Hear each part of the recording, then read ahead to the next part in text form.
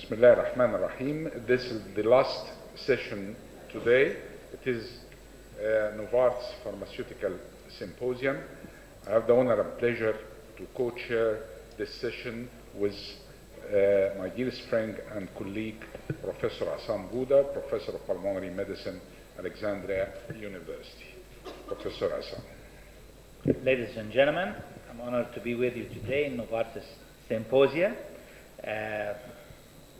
I have to thank them for bringing us two of eminent professors in the field of chest and respiratory diseases.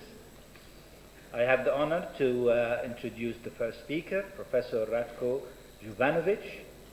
He's Professor of Respiratory Medicine at Southampton University School of Medicine. I have visited Southampton several times. It's a very nice city, similar to Alexandria, my own city. As I told you, my son, he's a dentist and he's going to have a diploma there with Peter Sanders. So we'll be coming there several times. I hope to see you there. Professor Jovanovic is the director of the NIHR Respiratory Biomedical Research Unit. He's co-founder of a research company, Synergen, to develop drugs for asthma and COPD, with a Department of Health funded unit set up to enable transitional research in respiratory medicine. He's also the chairman of the steering committee of the UK Translational Research Partnership in Respiratory Medicine, which is set up as a strategic partnership of 9 UK centers of excellence in respiratory medicine that would work together with the pharmaceutical industry to speed up the drug development. The research of Dr. Jovanovic focuses on asthma and COPD, with particular interest in the pathogenesis of these two diseases, and the use of ex vivo human models to study mechanisms and help development of a new drug. So, please, sir.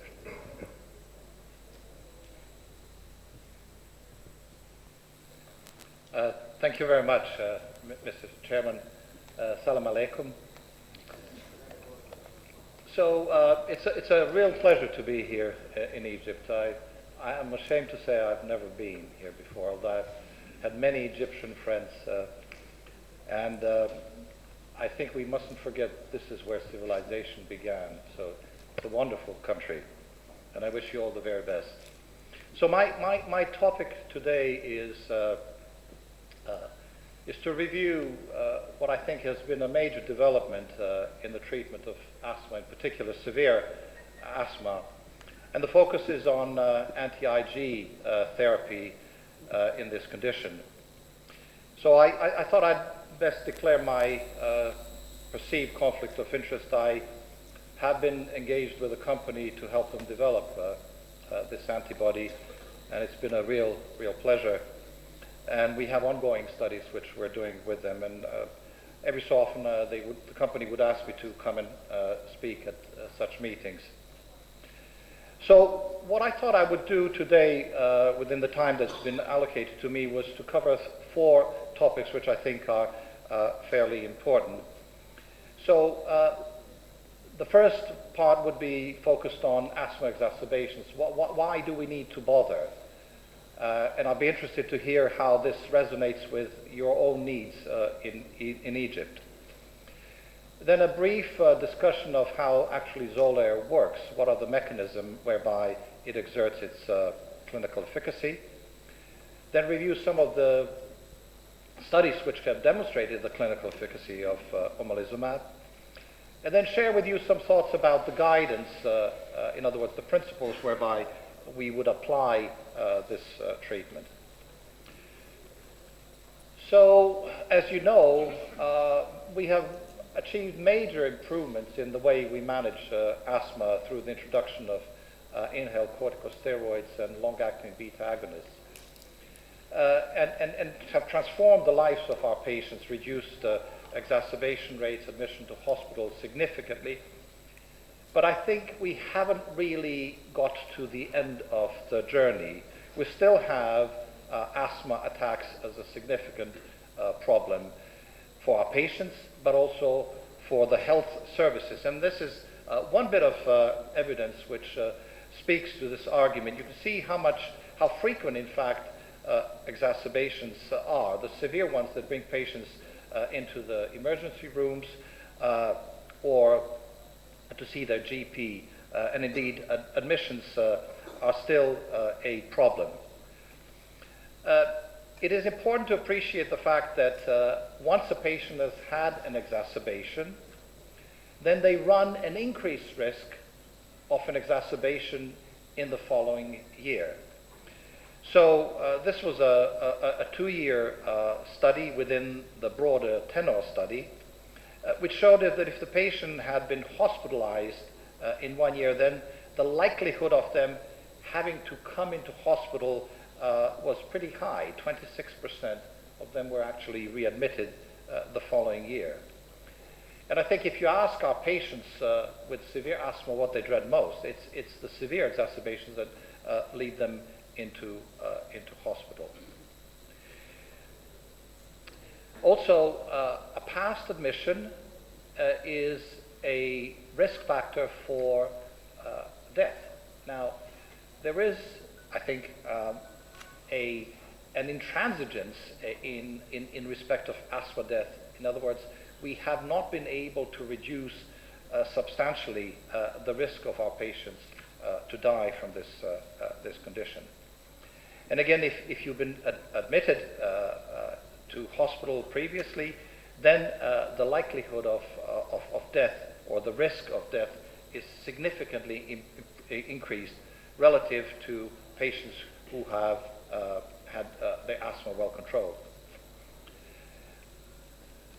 Now, there is a clear relationship between asthma severity and some of these risk factors. So, as you can see here on this figure, if as you scale up from mild to moderate to severe asthma, the chance of visiting an emergency department is increased, as is the likelihood of being hospitalized. So there are very good reasons why we should focus on severe asthma, because it increases the risk of exacerbations, it increases the risk of death, and it also increases the risk of admission to hospital. So these are things which we are duty-bound to address for our patients as their physicians. But there's also an economic argument to be had. And I don't know, honestly, I don't know how this would apply to the clinical practice in your country, but this is something that you need to think about. Treatment like omalizumab is expensive, but then so is admission to hospital. And so if you look at the costs in a severe asthma population, it is several orders greater than if you only got occasional asthma symptoms, and even if you got mild persistent asthma. You can see that it's about between 3 and 4 times greater costs to treat these patients. And so reducing this would have a health economic benefit. So with that introduction as to the needs of severe asthma, let me move on to the second part of my talk, which is going to be focused on some of the mechanisms that an anti-IG antibody such as omalizumab targets.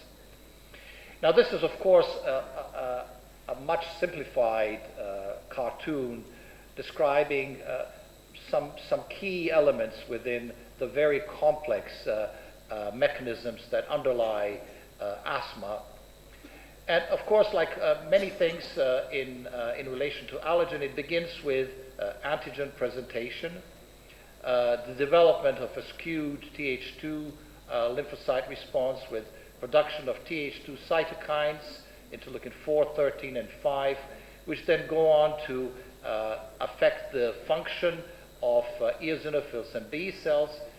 And as a consequence of these Th2 cytokines, the B cell starts to produce Ig antibodies, which then arm the mast cells, basophils, and eosinophils, and then the cross-linking of these antibodies on the cell surfaces leads to a release of pro-inflammatory mediators, as well as cytokines, which then go on to contribute to the clinical manifestations of atopic disease. So this is a classical, almost textbook understanding of the role of Ig. But the one bit which has attracted my interest, excuse me, has been this initial point where antigen presentation is facilitated greatly. In other words, it's enabled by the presence of Ig molecules, which then increases the antigen presenting capacity of the professional antigen presenting cells to the T lymphocytes. And there's some early evidence to suggest that if you block this, you can alter the way that the immune system recognizes allergen. And for me, as an academic clinical scientist, this is fascinating. This is the ultimate experiment that I can conduct to benefit the patients. So you might say, well, why has it taken so long to develop an anti-Ig antibody? We've known about the existence of Ig ever since the 70s, when the Shizakas discovered it. So what took so long? Well, the problem is that most antibodies that were available until omalizumab was developed were antibodies that recognized the top part of the Ig molecule. And the effect of binding of the anti-Ig antibody was to actually stimulate the cell. So these were activating antibodies. So what's specific about omalizumab? Well, omalizumab binds to this domain here, the C epsilon 3 domain. And because this C epsilon 3 domain is bound to the high affinity receptor on the cell, when the Ig is bound, the antibody, the omalizumab, is not able to link to its antigen. In other words, it cannot cross-link two adjacent Ig molecules, and therefore there is no activation of the cell. And this is what makes it safe to give omalizumab to people who have got Ig arming their effector cells. The other thing that one has to appreciate is that there has to be a lot of power in the ability of the antibody to reduce the levels of free IgE to below 50 nanograms per mil. Initial studies with omalizumab were negative because they did not achieve those reductions because not enough omalizumab was given. But since they realized the need to reduce the levels of IgE, of circulating IgE, to below 50 nanograms, efficacy, the clinical efficacy of this treatment has been demonstrated. So that's important to appreciate, and this is why the company produces these tables which guide you to give sufficient antibody to bring the levels of free IgE to below 50. So what about the effects? How does it actually work on the pathology of asthma? So what I'll do is just show you 2-3 slides from a study we conducted about 10 years ago in a very nice collaborative study across the UK and the US. And we undertook biopsies before and after treatment, 16 weeks of treatment with anti-Ig antibody. And we also did sputum induction. And these are the results, which I'll summarize briefly. When patients were treated with omalizumab, there was a very marked reduction in IgE that we could detect by immunohistochemistry within the tissues, in other words, within the bronchial biopsies that we took in these volunteers. In contrast to placebo, where you see plenty of cells expressing Ig on their surface, you see that with omalizumab there was a very marked reduction in tissue IgE. Consistent with what we understand about the role of IgE, that it is associated with atopic allergic reactions, the effect on sputum eosinophils was equally striking. There was a very marked reduction in sputum eosinophils. And similarly, there was a very marked reduction in submucosal eosinophils. Now, what we did notice, however, was that occasionally some patients, the eosinophilia was not affected. And whether this explains for why not all patients respond to omalizumab is a little bit unclear. And this is very much a focus of our interest at present. Now, the study which I've just showed you was conducted in mild asthma. And we know that omalizumab is not indicated for mild asthma, it is indicated for severe asthma, which is why we had to conduct a multi-center study involving some first-class researchers, both in Europe and the US, where we wanted to understand how this antibody works at tissue level, at the bronchial level, in patients with severe eosinophilic asthma. The problem with that study was that we set ourselves such strict inclusion criteria that we were not able to recruit sufficient numbers to meet the requirements for statistical power. But I want to share with you some of the results which I think do shed some light on how this drug is working in severe atopic asthma. So we took bronchial biopsies, we took sputum, and we took blood, and before and after a treatment with omalizumab or placebo, sputum was taken, as were bronchial biopsies, and these were then analyzed. The patients did manage to have quite a lot of eosinophils. These are the percentages of eosinophils in the omalizumab and placebo arms. So this is good-going eosinophilic inflammation, which, because these patients were all on high-dose inhaled corticosteroids and LABA, means that this eosinophilia was resistant to the treatment that the patients were having. But because we had set ourselves such difficult inclusion criteria, we only managed to recruit 23 patients who were treated with omalizumab and 12 patients with placebo. So you have to take my results with a pinch of salt.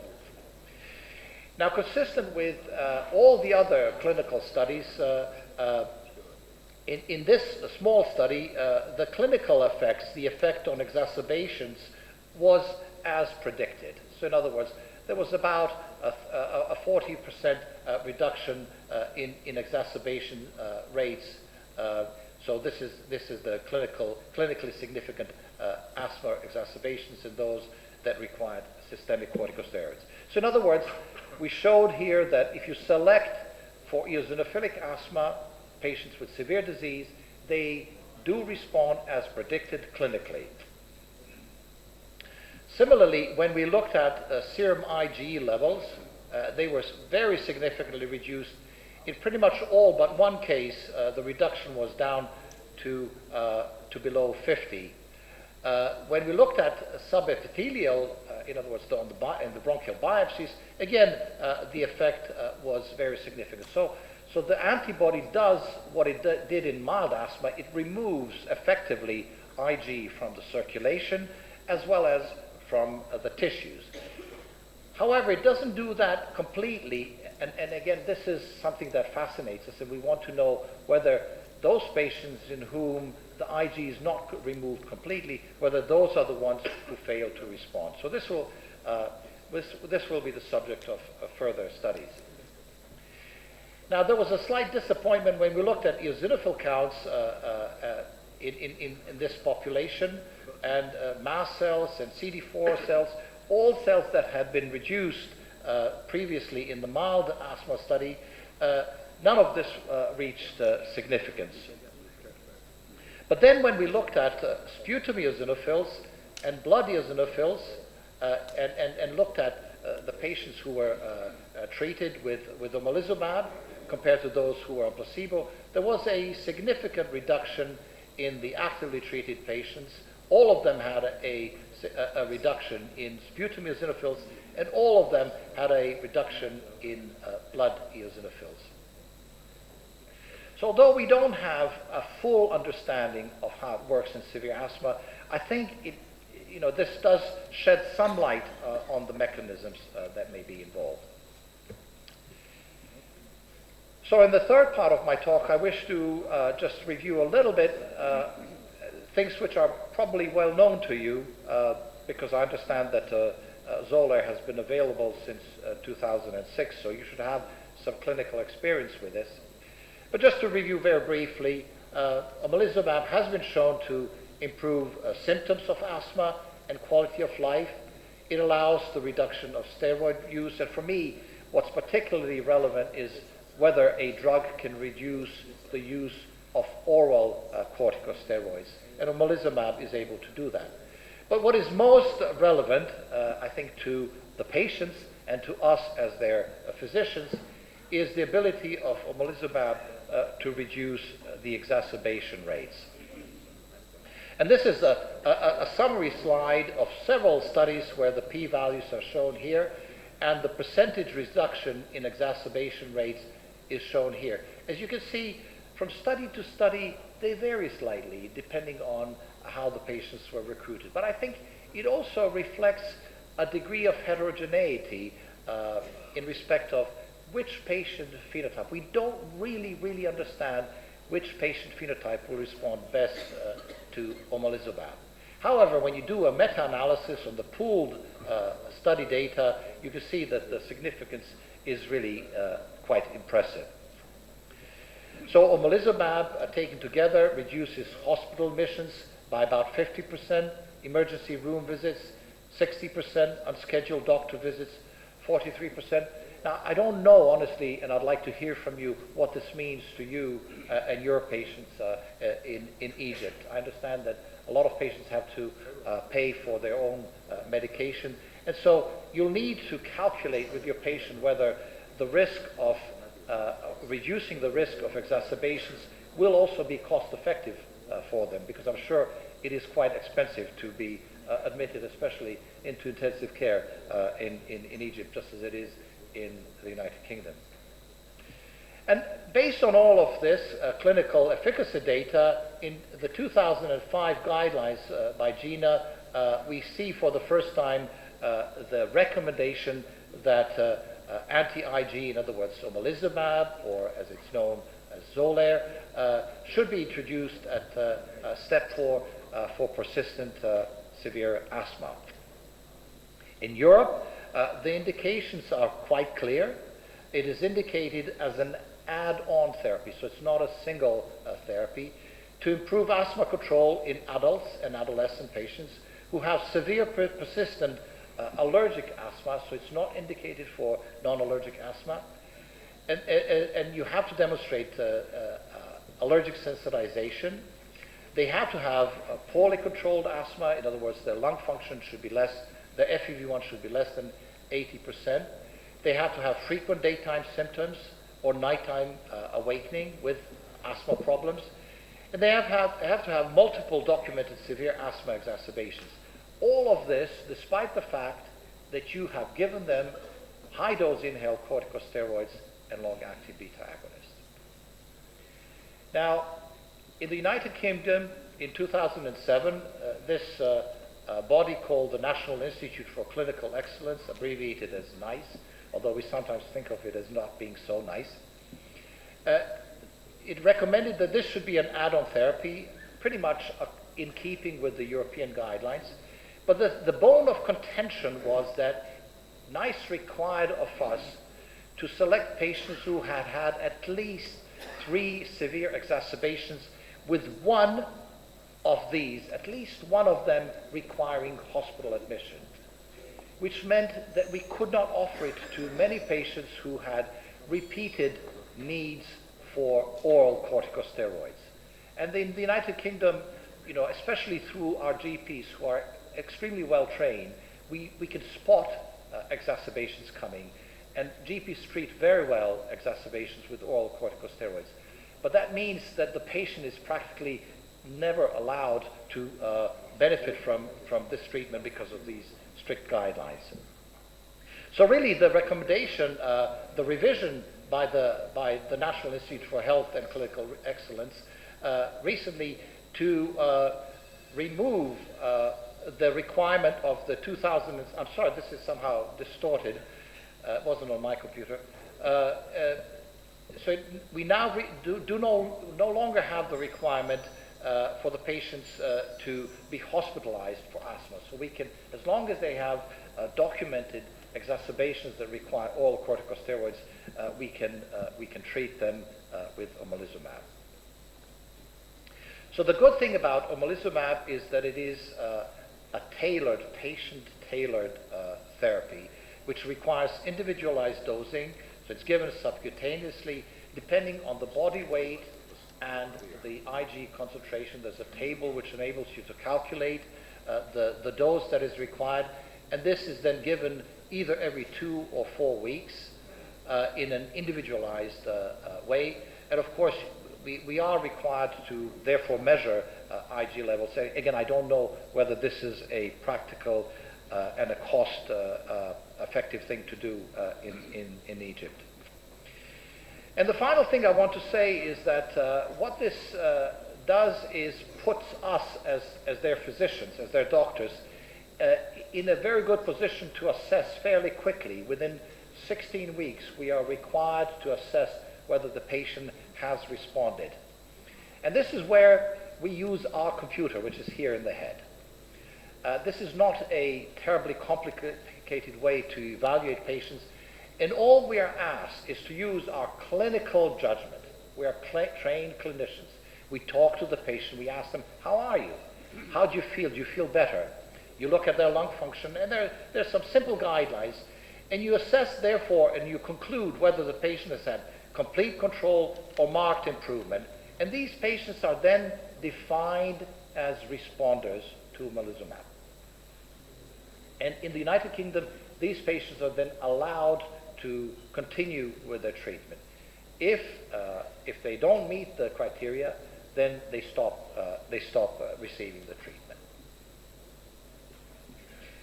Is this relevant? Well, because I think what it does, it again puts us as their physicians in a position where we can predict whether the patient will benefit in respect of the most important outcome, which is the exacerbation rate. So here's the unselected data. So if you're treated with omalizumab, the reduction in exacerbations is, depending on which study you look at, is between 30 to 60%. But in this analysis, it was 36%. If you as their physician predict that they don't respond, then there is no benefit in respect of exacerbation rate. So you can predict by talking to the patient after 16 weeks whether they will have an overall beneficial effect in respect of exacerbations. And so if they are responding, look at the effect, 62% of a reduction in exacerbation rates. So clearly we find ourselves now almost 10 years experience with this antibody. There have been thousands of patients who've been treated with this. I have reviewed the safety aspects of this antibody, but it is excellent, and I think it has been the first drug that has made a material difference to our patients with severe disease. So are there questions for the future? Of course, there are lots of questions. And I'd just like to share with you some of the questions which I think are particularly important. So as an academic, I am interested in knowing exactly how the drug works. So I just showed you some preliminary data which suggests that it does work on eosinophilia, it does remove IgE from tissues, but the detail has yet to be unraveled. The question, of course, is if you treat long enough, can you undo some of the tissue structural damage? Can you repair the remodeled airways? And that's something that only time will tell. The other thing is when I've spoken, especially in the United States, where they very often steer outside indication, and I've heard some wonderful things about this drug working in non-allergic asthma, in patients with allergic bronchopulmonary aspergillosis, which I suspect you don't have much in Egypt because of the dry climate. But these are questions which are terribly relevant. In the UK, we have quite a bit of ABPA, and I dare say we have quite a bit of non-allergic asthma. So these are the questions that I think we will want to address with the company, of course. So that is all I wanted to say, and I hope that this helps you to, if you're already treating patients with omalizumab, to treat them with a bit more confidence that you're doing something worthwhile, and not just worthwhile in respect of the symptoms and the improvements in respect of exacerbations, but also in respect of the cost, whether the cost is justified. And so I look forward to discussing this with you either this session or outside the session. Thank you very much. Thank you so much, Professor Jakunovic, for your excellent expose about the severe allergic asthma and Xolair. And as we'll keep the question and discussion to the end of the session, it gives me a great pleasure and honor to introduce the next speaker, Professor David Price, who is a professor of primary care respiratory medicine, University of Aberdeen. Professor Price conducted large-scale primary care clinical trials in the respiratory area. The last one published in the New England Journal of Medicine 2 years before. He has special areas of interest in real-life effectiveness and cost-effectiveness of interventions, clinical trial design, compliance, and patient attitudes to their disease. Professor Price authored over 240 peer-reviewed publications since 2000. And lastly, he is responsible for approximately $12 million in research and clinical development grants.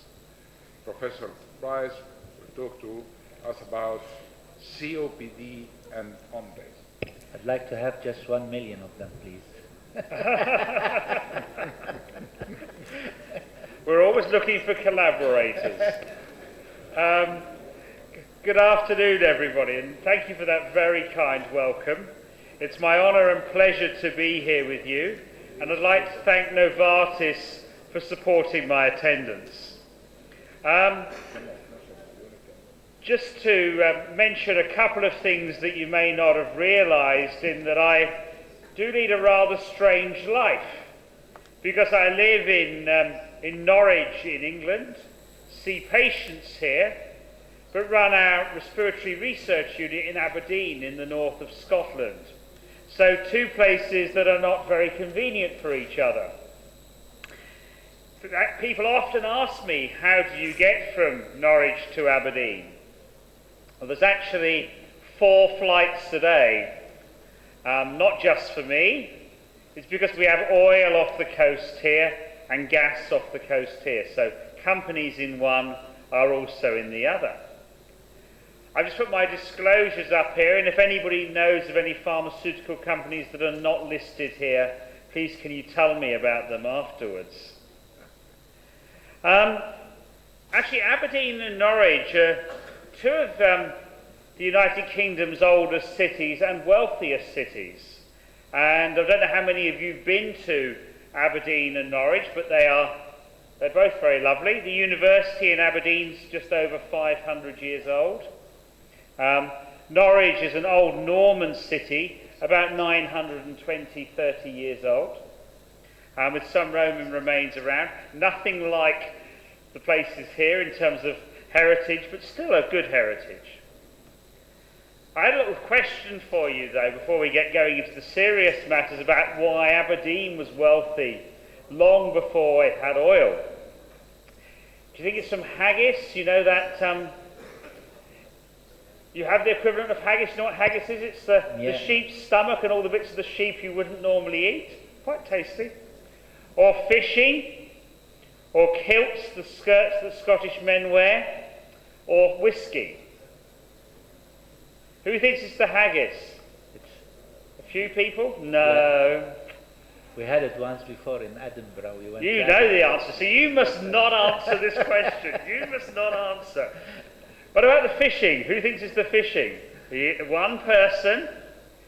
The kilts? Nobody. Who thinks it's the whiskey?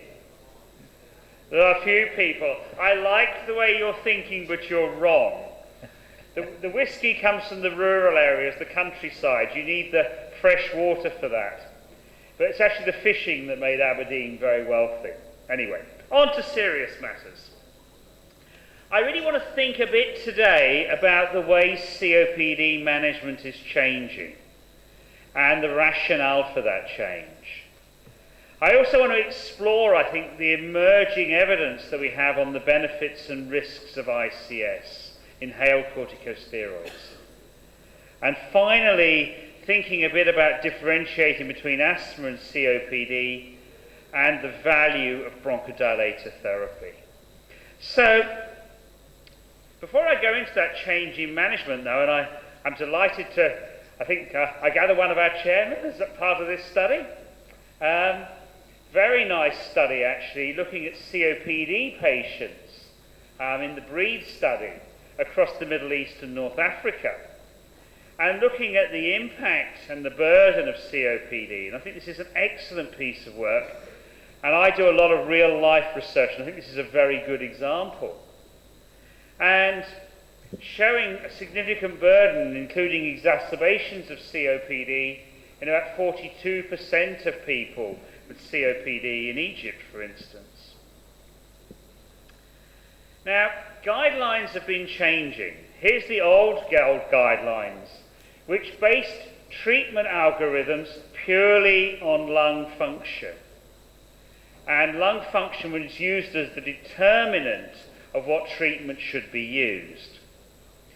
And the recent versions of the guidelines, whether you agree or disagree, I think have changed that paradigm and have suggested that we need to think about COPD in a different way.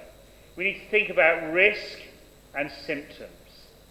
Those who are higher risk need treating differently to those who are lower risk. And risk is determined both by lung function, as before, but also a history of exacerbations. So that element, that domain is about risk, and this domain here is about symptoms, either based on the modified MRC or the CAT. And those with more symptoms, more treatment. So here's somebody low risk, low symptoms. Here's low risk, high symptoms. Here's high risk, low symptoms, and high risk, high symptoms. And you'll see that the treatment is quite different for those groups. And the one thing you'll notice is that for the low-risk patients, the word ICS is not mentioned at all. It is all about bronchodilator therapy. And then for the higher-risk patients, it's about choices. And maybe we'll explore a little bit during my talk about where the ICS fits into these choices here. When we look at the percentage of patients in these categories, this is from real-life data in primary care in the UK, you'll see that the majority of patients are gold stages B and D. The majority of patients have lots of symptoms, and about half of them are higher risk in terms of lung function or exacerbations, and half are lower risk. So, how has COPD treatment been changing? Well, this is some data we've been looking at in our UK cohorts, and this is an evaluation of 20,000 patients that we've just completed. Looking at treatment, if you were diagnosed in 1997 to 2001, going up through the years. And what you can see, first thing to notice, is that the proportion having no treatment is going down. But the predominant treatment over that time, first treatment, was ICS or ICS plus LABA. Now what's interesting is that is now changing. And this is some very new data. And what we find is that 50% of newly treated COPD patients in the UK are receiving a long-acting bronchodilator as first therapy. Either a LAMA or a LABA. LAMA is not an animal from South America, long-acting anticholinergic therapies. And by the way, LABA, I just discovered, in Malay, is another word for an animal too. It's a spider. So laba is a spider. So we have two animals here. Useless piece of information. Anyway, so about 50% of people going on to regular maintenance therapy for COPD now getting what I would regard as appropriate first therapy. So I want to explore a little bit about the benefits and risks of ICS. I think we're all aware, and this is from the GOLD guidelines, of what the evidence shows us of benefit, particularly for those with worse lung function and frequent exacerbations, and improvements in quality of life and exacerbation reduction. But I want to think about who benefits most. The guidelines have certainly said GOLD groups C and D, who are at risk of frequent exacerbations. I also want to explore another possibility in a second. Now, when we think about exacerbations, how prevalent are they? Well, clearly the A's and B, they're low risk. In the C's and D's, about half the patients seem to be getting frequent exacerbations. So half are high risk because of lung function, half are high risk because of exacerbations. And the exacerbation phenotype, as we now know it, is a persistent phenotype in COPD, just as we see it in asthma. And the people who exacerbate 1 year are likely to exacerbate the following year or the year after. And this is data from Vishawaditya's group. What's also interesting is some of our new data. This is just in Press with Lancet Respiratory Medicine, looking at those who are exacerbating even before they get a diagnosis. So people are frequent exacerbators before a diagnosis. They come into their GPs, their internists, their specialists with chest infections. And so the frequent exacerbation phenotype is there throughout. And we know it's important. We know that they have faster lung function deterioration. We know they have faster quality of life deterioration and a worse overall prognosis. But who should get the ICS and who maybe gets the best response? Now, I think this study by Ian Pavord's group is very interesting. I'm not recommending this for standard care, but what they did is they randomized patients to two methods of treatment, either usual guideline-based care or sputum eosinophil-based care. If you had raised eosinophils in your sputum and symptoms, you had an increase in anti-inflammatory therapy. If you had normal sputum eosinophils but symptoms, you got more bronchodilator therapy. And what they found was a halving of the hospitalization rate by targeting the anti-inflammatory therapy appropriately. Now, clearly, that's not possible in everyday practice. But what do we have? And I think the blood eosinophil is potentially an incredibly useful marker. We know it's predictive in asthma of exacerbations, 1.5 times greater risk in our data sets. Well, this is some initial work we're doing in COPD with the Respiratory Effectiveness Group. And some very early data where we've dichotomized the blood eosinophil population shows that those with raised eosinophils are about 15% more likely to have COPD exacerbations. And what's interesting is that was also there for those who had no comorbid diagnosis of asthma. So I think it's a good independent marker that maybe we should be thinking a lot more about in COPD. So we know about the benefits. What about the downside? What about potential for side effects? Well, certainly there are real potential. And this is a review we did earlier this year, suggesting that there are impacts on pneumonia, TB, bone fractures, skin thinning, cataracts, diabetes, and of course, oropharyngeal candidiasis. And we know the benefits. We know, this is the data we've seen on Seretide and Symbicort, showing reductions in the exacerbations. But what about those risks? Well, this is a very nice study that actually started to look at whether there was a potentially increased risk of tuberculosis being reactivated. And what you see is those who received ICS were actually about 20% more likely to have tuberculosis diagnosed. Diabetes. A very nice study from Canada done by Sami Suiza.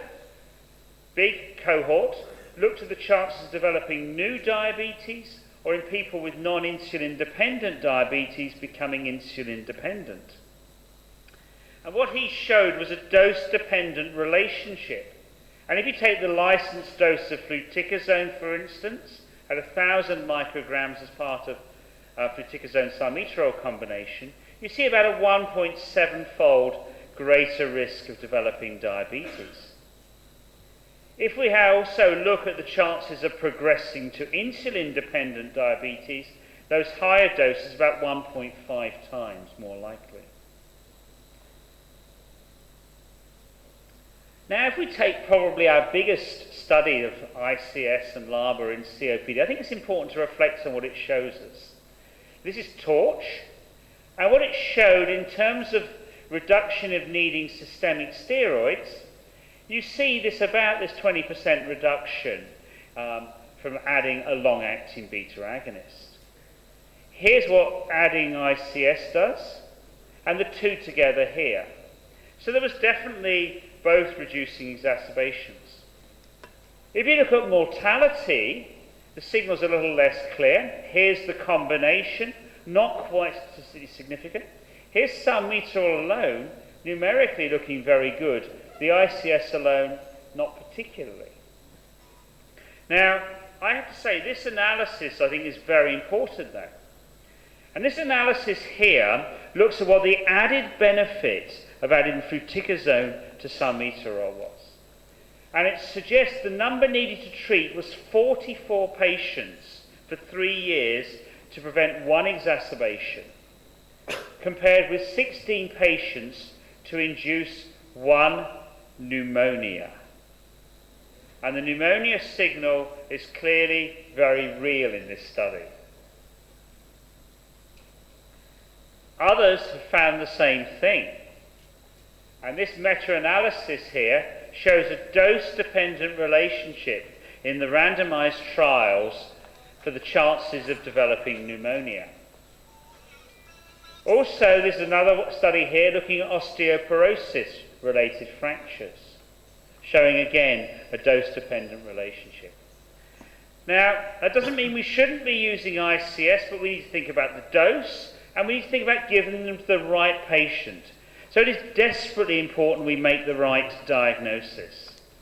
When we did an evaluation a few years ago, we found missed diagnosis in about 1 in 5 people over the age of 40 who smoke will have COPD, and those with an asthma diagnosis, a quarter will have COPD. And this so-called missing millions, as we've described them in the UK, occurs at all stages. Now, how can they be practically found? Well, there's 2 ways, really. One is questionnaires, and we have developed some of those, and happy to discuss those afterwards.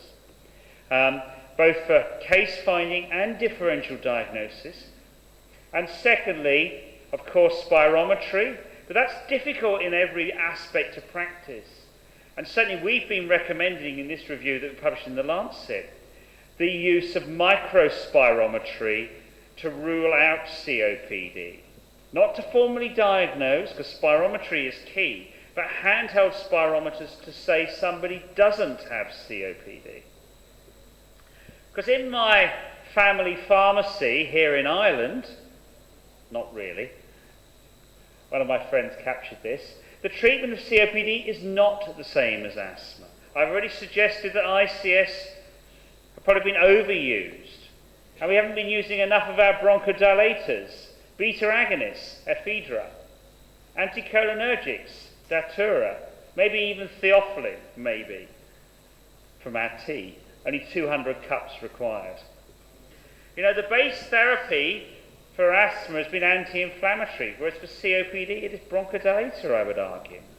And what's the benefits of that? Well, in the last few minutes I'd like to just share, I think, some of the incredible emerging data that we've been seeing on the value of bronchodilator therapy. We can be sure this is an important part to play in COPD because every pharmaceutical company is spending a fortune developing new bronchodilators. And we know very much how these work. Here's just one of those programs, the Indicatorol program from Novartis. And I thought I'd spend the rest of the evening going through every one of these trials. Actually, you're lucky, I only have a few minutes. What do we know? Well, bronchodilators are incredibly effective, not just for improving symptoms, but for also reducing exacerbations of COPD. Right, first of all, here's some data on the long-acting beta agonist Indicatorol, showing about a 30% reduction of exacerbations with Indicatorol. I already showed you salmeterol earlier, reducing exacerbations. Also, that they reduce dyspnea, and this is again looking at Indicatorol. What's interesting is that our newer once-a-day agents seem to be more effective. Here's Indicatorol versus salmeterol. And then this looks maybe at the value of different dosages. And this is where you can actually see, particularly when one starts to look at dyspnea. So those patients with more dyspnea, this is looking at low-dose Indicatorol, here higher dose, showing a greater benefit in the more breathless patient. And also showing improvements in exercise endurance time. How long people can, this is cycloergonometry. Now what about the dose response? Well, this is a very nice meta-analysis of the dose response to Indicatorol and other beta agonists. And here you've got at the top end, highest dose Indicatorol. This is not a licensed dose anywhere.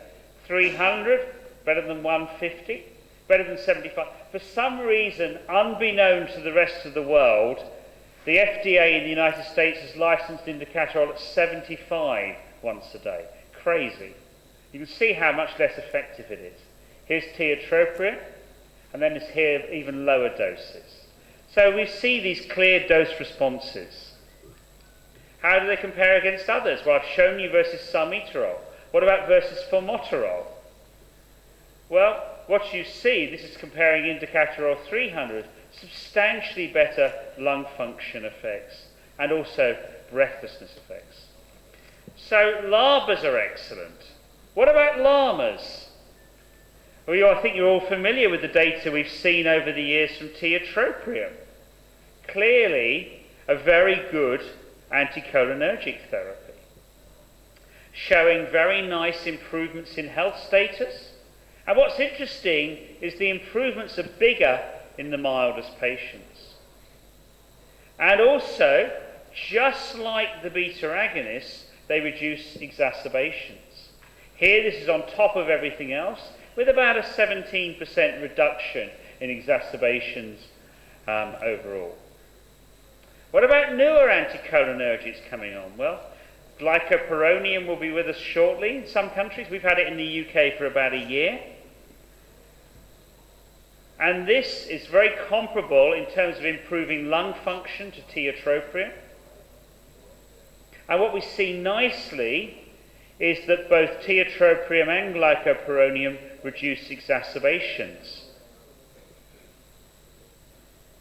So the next question, and the right next question, is what about combining LABAs and LAMAs? Well, there are 5 combinations in development. So again, you can be absolutely sure the pharmaceutical industry thinks this is very much the way ahead. Novartis have got indicaterol and glycopyrronium. GSK have got the unpronounceable umiflodidium and vilanterol. Boehringer have got olodaterol and tiotropium. Almirall have got aclidinium and formoterol. And AstraZeneca have got formoterol and glycopyrrolate. So everybody's doing it. And what is the evidence? Well, this is one analysis that looked at the value of adding indicaterol and tiotropium together. Very nice. And what they showed was a very nice additional bronchodilator effect. This is the additional bronchodilator effect of adding indicaterol. This is the area under the curve for lung function, and this is the trough value. Clearly adds on substantially. But how, and this is where, if we're going to change practice, this is, I think, the most important area to be thinking about, is how does it compare using combined bronchodilators to an ICS plus a LABA? And this is one of the first studies that's looked at that, a 6-month trial in low-risk patients, so these are not frequent exacerbators, but who were compared, either given the combination of indicaterol and glycopyrronium versus fluticasone and salmeterol. And what you see is substantial lung function benefit. Additional 138 mils under the curve, area under the curve, for the combination. Much better bronchodilation. Does that transfer into clinical benefit? Well, it certainly seems to do so. This is the TDI, the breathlessness score. Substantially improved both at 12 weeks and 6 months. So this suggests to me that combination bronchodilator therapy is our most effective intervention for the majority of COPD. And that, I think, will change the way we manage COPD in the future. So I think, to summarise, I've hopefully persuaded you that COPD is not asthma. The treatment has to be different. We have to work hard to get the differential diagnosis right. Spirometry being a key part of that, maybe questionnaires help, and maybe the blood eosinophil count helps us too. ICS clearly have a role, but it's very much in that frequent exacerbator group, and maybe only the frequent exacerbators who still exacerbate in spite of having combined bronchodilator therapy. As we know, our combined bronchodilators reduce exacerbations too. And really, the mainstay of COPD therapy moving into the future, as it started to become now in the UK, is bronchodilator therapy first to really manage our patients to the best levels in COPD. Thank you very much for listening.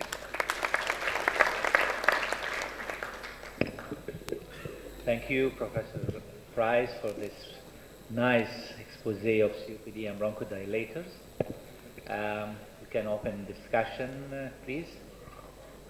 Okay, Dr. Ahmed.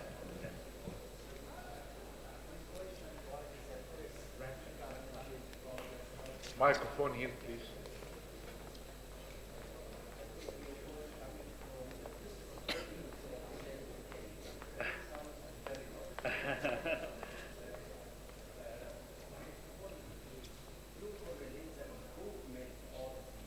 Symptoms with the immunoglobulin A, E, and the eosinophil as well, or you don't correlate, and how much improve? Sometimes you get a benefit at the same lab investigation,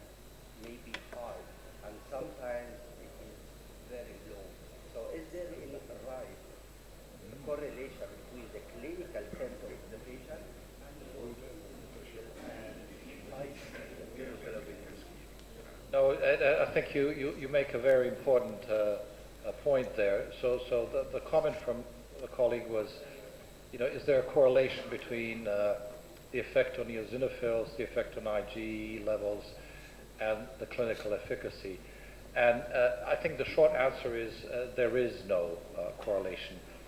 First of all, in respect of the IgE, the aim is to really bring the levels of IgE down to below 50.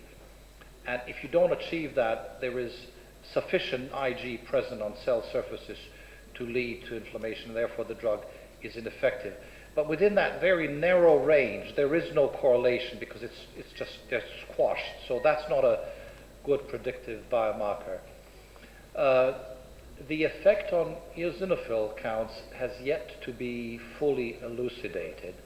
There has been one good study was published in JAMA, where the senior author was Bill Bussey, which showed some suggestion that the degree of reduction in exhaled nitric oxide was predictive, as was the reduction in blood eosinophils, was slightly predictive. But exactly how strong the correlation is, I think we don't know. Just to add into that, and more just thinking broader in asthma, we've been early analysis suggests that the baseline level of eosinophils is quite a strong predictor of response to therapies. And I think whether you get the change is maybe not so helpful, but the baseline level may actually be quite predictive. Certainly, we've seen the ICS response is very much predicted by the baseline eosinophil level. And I know there's a little bit on that with the IgE. Professor Mohammed? Yes. My question is again about Xolair. There are two groups, responders and the not responders. Like your presentation. Sorry, which responders? The question, there are two groups of patients who receive Xolair. One group is responder and another group is non-responder. Is okay? Xolair, yeah. Yes, there's about Xolair. 2/3 respond. Yes. Between 2/3. My question about the non-responders. How can I predict that this patient will not be non-responder? Is it pre-administration of the drug or post-administration of the drug? If it is post-administration of the drug, after how many injections I can judge that this patient is not responding?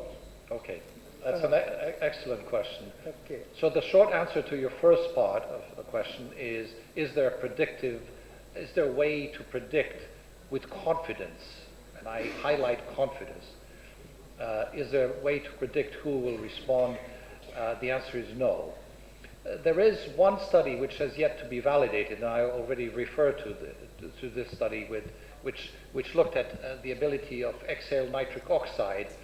So that what they did was they divided the patients into those with exhaled nitric oxide above 19.5 parts per billion and below.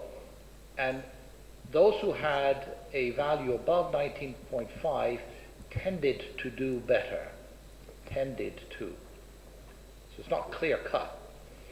So at this moment in time, I cannot give you a simple recommendation as to how to predict on the basis of a test before you start the treatment.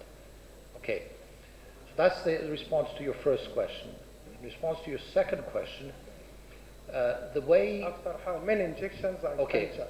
So what you saw there was just a brief summary of really quite a bit of work from all the clinical trials, which shows that if you treat the patient for 16 weeks, okay, so depending on whether the patient is requires every 2 weeks an injection or every 4 weeks, you can work out how many injections they will need based on the table.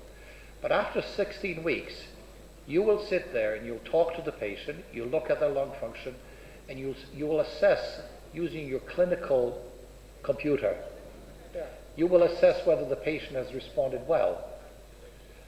Now, if that patient is then defined by yourself as a responder, then the long-term benefits will be positive. In other words, there will be, this patient will, you will be able to predict that the frequency of their asthma exacerbations is going to be lower than without the treatment. And again, what about the responders? When I can stop this treatment? Is it a few months? Is it lifelong treatment? Is judged by clinical or by IgE level? What is the end point to get that satisfaction clinically or biologically, or it is forever treatment? I want your comment about this one. Yes, and I think Novartis appreciates that need to address the duration of therapy because it is expensive treatment. And the data is emerging. There is no way, again, I'm sorry to say, to predict who will do poorly after you withdraw treatment and who will do well. But the studies that I have seen, this is not published, but about 3 years they've tried to stop treatment after 3 years. And the effect persists, the clinical benefits persist, but the follow-up has not been long enough. Now, there is some indication using mathematical modeling, so not real-life study, but mathematical modeling, that if you treat the patients long enough, and the longer you treat them, you then begin to see an effect on Ig production. So the way that so this would suggest that the immune system resets itself and starts producing less Ig in response to environmental stimuli and so on. So in summary, what am I saying? There is no simple way other than by trial and error. And I think, in discussion with your patient, you should say, look, my advice would be to treat for at least 3 years. And then if the patient, depending on, whether they can afford their treatment, and depending, it's a personal decision because the evidence is not entirely clear. Then if they stop their treatment, you will just have to see how they do. The good thing is that if the symptoms do come back, then reintroducing Ig pretty much has the same effect as the first time round. Professor Ulfat. Ulfat Shinawi, حضرتك Professor of Chest Disease, Assyut University. I would like to thank and appreciate all the organizing committee of this great, marvelous scientific event. I would like to ask Professor Ruka about his experience with Ozolate regarding recurrence. Some patients acquire complete quiescence and improve markedly. After months or 1 year, there is another relapse to the severe symptoms again. How many times we can repeat the injection? The other question I want to ask. Sorry, can I just be clear? How many times I can repeat the injections, the complete quiescence and the improvement, marked improvement for 1 year? And another relapse, the symptoms relapsed again after 1 year, with very severe symptoms. How many times I can repeat the injections? How frequent we can repeat the injections? If the patient is quiescent, completely free after a year, for how long I have to continue? This is your question? Another question I want to ask, what are the precautions about the injection? Is there any side effects or precautions must be done before injecting the patient, or any recorded side effects about the doses given? I want to know your experience about these two items. Okay, I'll answer the second one because that's an easier one to answer. So there is a very small risk of allergic reaction to the antibody. And the exact mechanisms of this reaction are not known. But they are transient. So they may get urticaria. Very seldom has there been a sort of a more marked allergic sort of anaphylactoid reaction. But the good thing about the treatment is that effectively by removing IG, you then remove the risk of subsequent allergic reactions because the IG is then effectively, it keeps going down and down and down. So it is safe, and the only thing that you need to be mindful of is that there is a small risk of an allergic reaction, and this is why we recommend in the United Kingdom that the patient stays in, under observation for 2 hours for the first 3 injections, and then subsequently just an hour.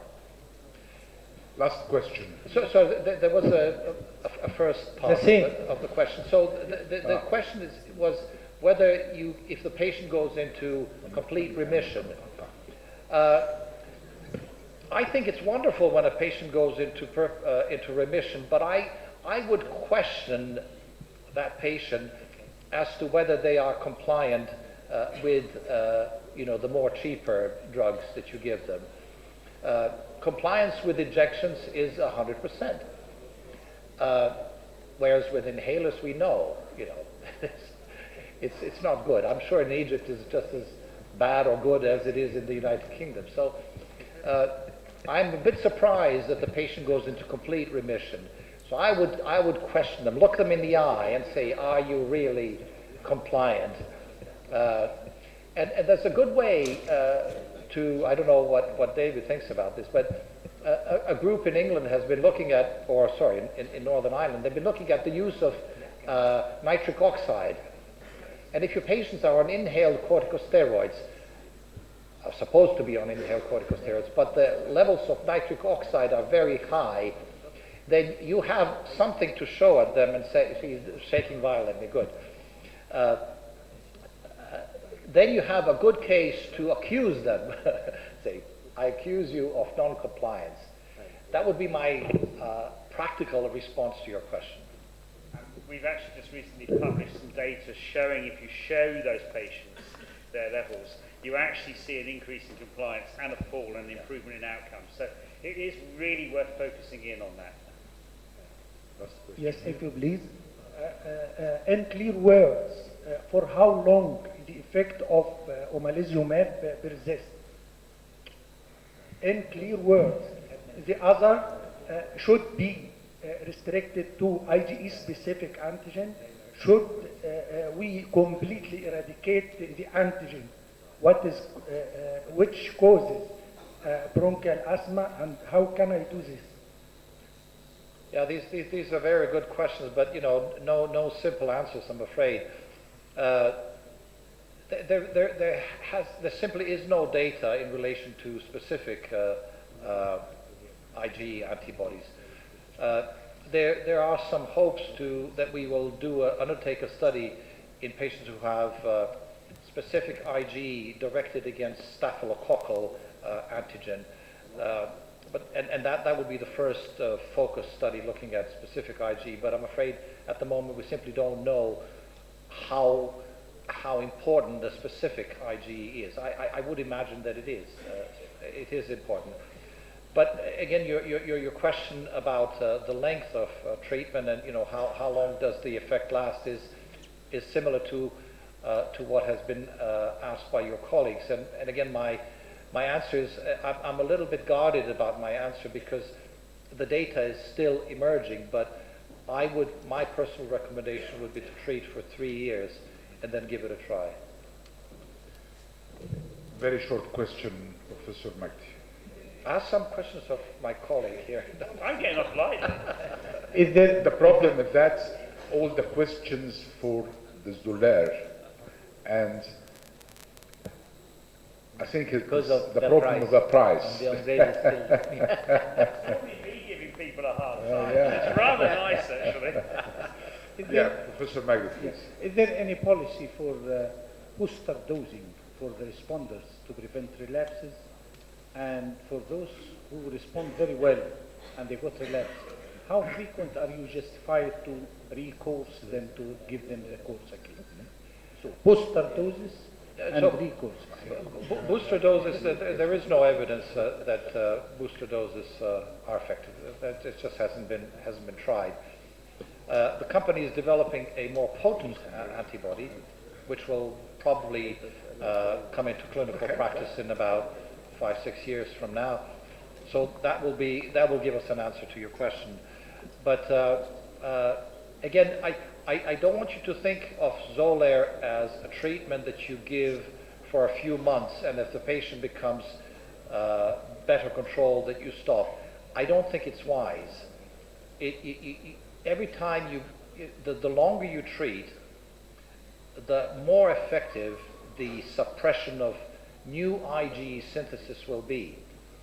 And therefore you give the body a chance, or the lungs a chance to reset, reprogram its immune apparatus.